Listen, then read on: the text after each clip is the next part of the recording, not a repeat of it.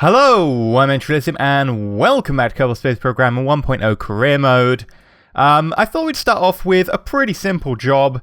You know, we sent up this satellite to have a quick look at Minmus and scan its biomes. Well, what we need to do is now analyze the data. Because we now have over 95% of the planet scanned for biomes, and that allows us to do this sciencey thing called analyze data, which gives us 30 science, which is all transmittable. So, bam. Oh, it takes a while to transmit. We've got enough energy for this, right? Yeah, because we've got crazy amounts of solar panels and stuff. And sent. Awesome. Now, is there one I can do on this? Yeah, I can analyze data here. And that's also worth 30 science, so it's half the data size. So send that. Yeah, it's definitely going faster. So that's another 60 science, effectively, for free, because we want to scan the biomes anyway. You know, it's nice science, but effectively it's free. What I think we'll do is we'll actually send probes up around the moon and around Kerbin, because, you know, that extra science is nice. And we've already got a satellite here that fulfills exactly the right criteria. So I think we might use this, although I would also like to send up communication satellites around the moon to be able to get the dark side of the moon covered, so that we can actually, you know, send up probes and have, you know, probe rovers on the dark side of the moon or something. Communication satellite around the moon, probably a good idea. So I think we might actually do something different for that. So I'm going to go back to the KSC and I'm going to look at what contracts are available. Maybe there'll be something to do with communication satellites, because I've installed a new mod.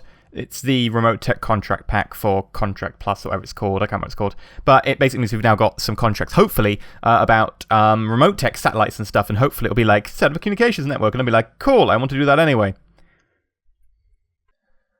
Okay, so it's shown up. We have a create a Kerbin communication network, 3 satellites mission. This pays out pretty damn well. And we need 3 satellites with a periapsis of above 600 kilometers, eccentricity of basically 0, inclination below 1. And they need to have connections to each other. And connection to KSC. Cool. We can do that. Testing time after network up, 2 days. Huh. Okay. So yeah, we'll want to do this. So this is the exact contract I was hoping to get. I'm going to try and build something to do this with. Hopefully we can do a space plane, although I don't know if that'll work. We can always try, though. Accept. Yes. Oh, by the way, I also upgraded Mission Control to full. It wasn't too expensive to upgrade to full, and frankly, I'd like to have like lots of contracts sitting around. Especially when, you know, we've got, you know, people off in other bits of the solar system taking a long time to do things. I'd like to have all the contracts available. So I spent the money and upgraded that off camera. Anyway, to building! So it's back to future me. So we're going to do a seismic scan with our lovely rocket we've got here. And I'll explain a bit more about the rocket in a second. But we're going to just blast off, and it is a ridiculously sized rocket, and the computer's going very slow right now. So we've got the seismic scan, like, it's the accelerometer unlocked, so I've put it on the ship. I actually put 2 on the ship. One so we can get a reading from the launch pad, and one so we can get a reading from where we splash down or crash down or whatever. I don't think you could use an accelerometer where you splash down. That would kind of defeat the point. But anyway, we've got a ridiculously sized craft here, and it's starting to turn, and I never really understood why it turned here. It just did, right? It just did, and it was weird. But this craft is ridiculously large and carries with it 3 satellites in a ridiculously sized and shaped fairing. It's probably not that aerodynamic. But hey, brute force, right? Brute force gets it to orbit. So what we're going to do is we're going to set up our Kerbal comms network. I didn't use a space plane in the end, because Mark II parts that we currently have, they just seem to be impossible to make a space plane that can carry a proper payload, like we're talking a decent sized payload, to anywhere beyond like really low Kerbin orbit. I just found it impossible. I talked to some other streamers and YouTubers, and they were like, it's just a case of, you know, they need tweaking. They just don't provide, you know, that ability to get to orbit with a space plane and have a decent payload anymore, which is a shame, I guess. But hopefully we'll get the Mark III parts and that'll sort that. Anyway, we're just going to try and drop this center tank when we can get it back, because, you know, it's got a load of parachutes on it. So I'm going to try and burn to just over 2 kilometers of orbital velocity and then drop it, otherwise it'll burn up. So I don't really want to, you know, get rid of all the fuel in it, but we are going to be way over spec'd. It's doing some really weird stuff, by the way, with our particle effects. Look at that, the particles being thrown out in like a 10 direction cluster. But there we go, we've got rid of the fairing, and you can see we've got 3 lovely satellites. So you can see they're on like different like heights. That's because otherwise, if they were all on the same height, they would like overlap the dishes and they'd look weird and they might break. So instead I had to raise them different heights, which annoys me because it's not symmetrical, but hey ho. Anyway, we're going to be going up to a orbit of about, it needs to be over 600 kilometers, so I'm going to go for 650. Future me knows this is a problem, and we'll get back to why this is a problem later on, but bear in mind, if you're setting up a 3-satellite comms network, you want a height of at least, you know, preferably 1 million, not 600,000, and not 650, which I'm going for. So we're burning up, and we're just going to get ourselves up to 650. That looks beautiful, by the way. I really do love this texture mod. It looks really, really good. So we're just going to do our burn, raise our periaps. I'm going to go for, you know, basically, I want an exactly perfect 650 by 650, 0 inclination, 0 eccentricity. We're going to nail this orbit. So I'm just using MechJeb's maneuver planner because, you know, this episode is much more about the technicalities of how to do a 3-satellite comms network rather than me just doing orbits. Because you've seen me doing orbits before, so I'm being a bit more hands-off and using the MechJeb maneuver planner just to save me time with fiddling with nodes. Because it can be hard manually placing a node, and I want, you know, the node placed perfectly. It's just something you can't really do as a human without just going backwards and forwards repeatedly, because KSP isn't made to be that sensitive. So now we've got our perfect, you know, 650 orbit. I'm releasing one of our probes. You notice it didn't actually move. That's because I've got 0 decouple force set, because I don't want to accidentally change its orbit by decoupling it. So now it's out, we can set all of the things. So let's just put the solar panels out. And, oh god. That's going to change our orbit. Whoops. Hey, it could have been worse. It could have been worse. So, we're going to have to try and compensate for that now. You notice it's actually changed our orbit to like a 649. So it's given us like a kilometer of push just from that solar panel, which shows you, like, you know, how much delta V you need to change your orbit when you're at high altitudes. Very little. Like, so little is needed. So we're just going to burn a little bit. It's not really a burn. There's nothing burning. It's RCS. It's a reaction thruster. But we're going to just push ourselves slightly more back in the direction of the craft, just so we've got our orbit, like, you know, roughly back to where we were before. There we go. And then it's just a case of doing the next part of the maneuver. Oh, of course, we do want to put out, you know, our other things. So we've got, you know, 2 side dishes, one of which points at Minmus, one of which points at the moon. So we've got, you know, signal around those. We've got an omnidirectional antenna, which should give a signal around Kerbin. And we've got this big dish. This big dish points at active vessel and should be able to get possibly to Joule, definitely everywhere up to that. So this comms network should be good up until Joule, I think. We will need some more power to get to Joule, but that'll be a satellite for another day. So what we're doing now is we are going to just change our resonant orbit. You see, if I did, you know, 2/3 resonance, it was actually inside the planet, so I'm going to have to do a 5/6 resonance. But the reason is, right, we are launching 3 satellites. 3 satellites is the minimum you need to get full coverage on a satellite network. So we change to a resonant orbit of 5/6. We go around twice, so we are 1/3 behind in our orbit. So there we go, coming around for the twice here. So now we're 1/3 behind in our orbit because, you know, we're 5/6 the speed. So we go around twice. We're 1/3 behind the satellite we just launched.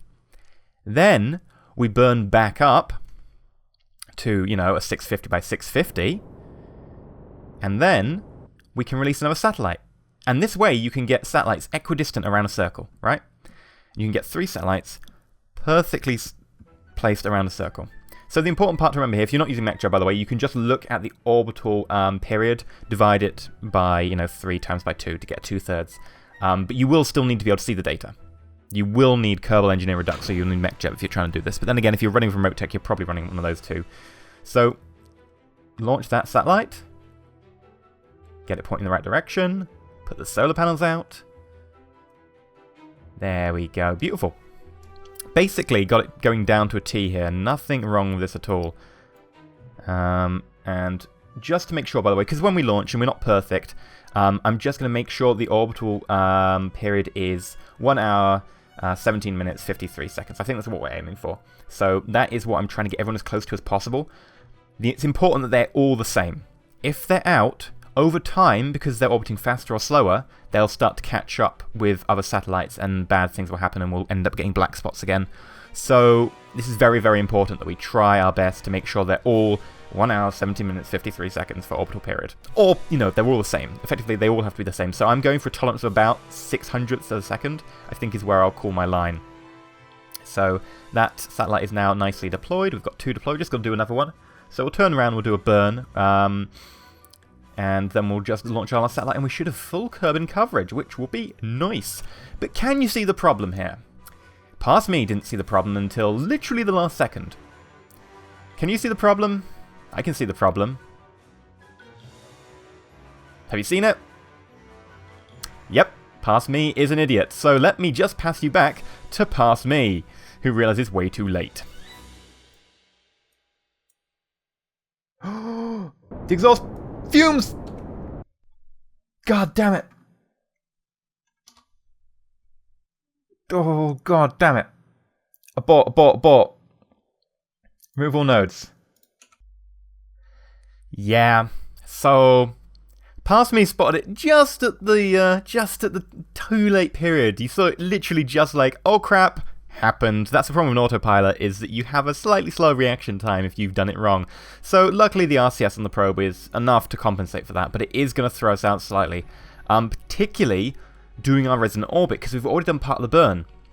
And I don't know, you know, where we are in it. So I'm just going to do the resonant orbit anyway. We didn't do a big burn, but it certainly will make our, you know, our next probe is going to be slightly out of alignment. It should be fine, but it will be slightly out, which is a shame. And looking at that map there, if you looked at the map screen and caught it in that very quick flyby we did, there actually seems to be a problem with our connection between our 2 satellites already launched. They seem to be just the line passing between them, just touching Kerbin, occasionally going through it, which doesn't really make sense since there's no eccentricity, but apparently that's the thing. So we're going to launch our last satellite after doing our resonant orbit again. Yeah, the resonant orbit thing is really helpful, otherwise you have to figure out, like, what is 1 hour, 17 minutes, 53 seconds divided by 6 times by 5? It's not particularly the easiest thing in the world.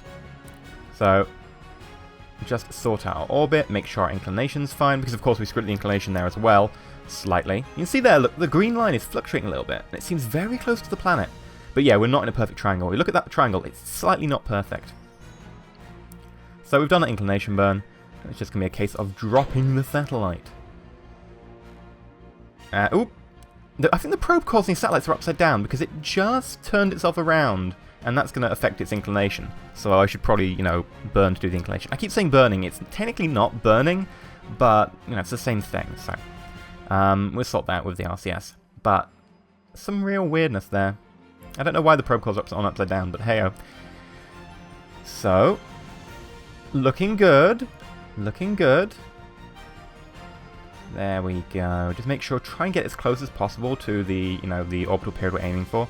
I'd like them to stay, you know, in their sync as much as possible, because when they go out of sync, it's a case of finding out who is out of sync by how much, and then compensating the other way, and then letting them catch up again. Like, it's not, oh, they're out of sync, get them back to the number. It's a case of, over time, they have to go back. So, you can see that triangle. Look at it. I mean, these 2 satellites aren't going to get a connection. They're bouncing off the Moho probe, but it's not perfect by any way. So we're going to do our retrograde burn, and we're just going to come back to Kerbin because we can. And you can see that we've got like 2.4 kilometers or whatever delta V left. We way overspec'd. Way overspec'd. Like that last stage before this stage that we had to dump in the atmosphere, we had like, you know, a kilometer left in that. We've got 2.4 kilometers left in this. We could have, you know, done almost 3 kilometers less. 3 kilometers less delta V, way overspec'd. Admittedly, it's because we had satellites on the top of this originally, which were weighing it down. I didn't compensate for the fact we were dropping them. But you can see here, look, we're losing connection. We're bouncing off Minmus to get our connection with our probes. This triangle's not perfect, and there's a reason why this triangle isn't perfect. That's because it's not a big enough triangle. If it was a bigger triangle, Kerbin wouldn't be blocking it. You shouldn't use a 650. Don't. Because small mistakes affect it. And even if it wasn't small mistakes, I still think we'd have problems. I think we should have gone much more for 1 million. But the satellites are up now. We can't really change it. And the only problem we'll have, since we are bouncing off, you know, the moon and Minmus, is we might get occasional blackouts. But that'll only be occasionally. So I'm going to burn off a lot of our fuel, and I'm actually going to keep a little bit, because I have this cunning plan that we could actually maybe keep this stage and this engine. I was intending for them to burn up, but since, you know, we've got a decent thrust-to ratio, we can try and keep them. I will get rid of the top bit. because that would be blocking our parachutes. But now I'm just a little bit afraid that top bit's going to, like, we're going to slow down, the top bit's going to slam into us and kill everyone. I mean, just the one Kerbal, but I don't really want that to happen. So I'm trying to burn to try and lose it, but we're already in the atmosphere and we're kind of being pushed around to where we're pointing. Burning up, but our orbital, like, our velocity is, like, you know, within a kilometer and a bit. It's not the 2 point something that you normally get coming back in because I had so much fuel to burn. Although I'm a little bit afraid now that we're going to land on a mountain, so that the ground's a lot closer than it should normally be. That said, it's actually a fairly low mountain for Kerbin. This is a kind of cool area. It's a very jagged mountain. Anyway, coming in, parachutes manually deployed. We should be able to burn and slow ourselves down. And ooh, pink cherry trees. Lovely. And burning. I don't have that much fuel, so I can't just, like, burn continually. But I just want to make sure the parachutes didn't pop. Which they didn't. I could EVA report. The EVA report's just there tempting me, like, do you want to jump out? No. We would survive, we've got a parachute, but the point is we lose the craft. So gently, don't fall over too hard. Gently. Yes! Success! And we can get our crew report, EVA report, seismic scan if we wanted, but I think we'll follow this thing in because it survived. I mean, we were going very slow, so the re-entry actually wasn't that bad. But it's actually going down pretty slow, you know. The atmosphere is slowing it down to just, you know, 100 and maybe 200 kilometers per hour. Not kilometers per hour. Yeah, what is it? Miles per hour. Not bad. Not bad. It's still going to explode massively, but, you know, it died in the service to its planet. Space agency. Either or. So that went well. 3, 2, 1... Touchdown! Quite satisfying. Quite satisfying. Right, can we change back to our craft? Yes, we can. There we go. Right, eject. We'll grab our science. Oh, we've got to grab the seismic scan as well. Which isn't worth very much. I mean, the accelerometer is like several thousand for one instrument. Because it's got a lot of science. But since we're on Kerbin, it's not really that much science. But hey, we're getting it back, so it's refundable. And fall, grab a surface sample. It's not worth much, but hey, we didn't have the mountain one, so I'll grab the mountain one any day. And we'll try and get an EVA report. No, we already have an EVA report. I can't get back in the craft, so I think we already have an EVA report, don't we? Yeah, no, okay, cool. Well, we'll recover her, we'll recover the vessel, and then we'll check if the satellite network has succeeded. Okay, so we've got a tiny bit of science from that, 8.8. Got our money back for our Kerbal, which is 0, and we got no XP. I mean, I know it was only orbit, right? So no XP, but it was a complicated orbital maneuver and other things, and they're all in sync-ish. But it's a shame. Oh, we'll recover our vessel. That's the satellite. That's the satellite. That is our vessel.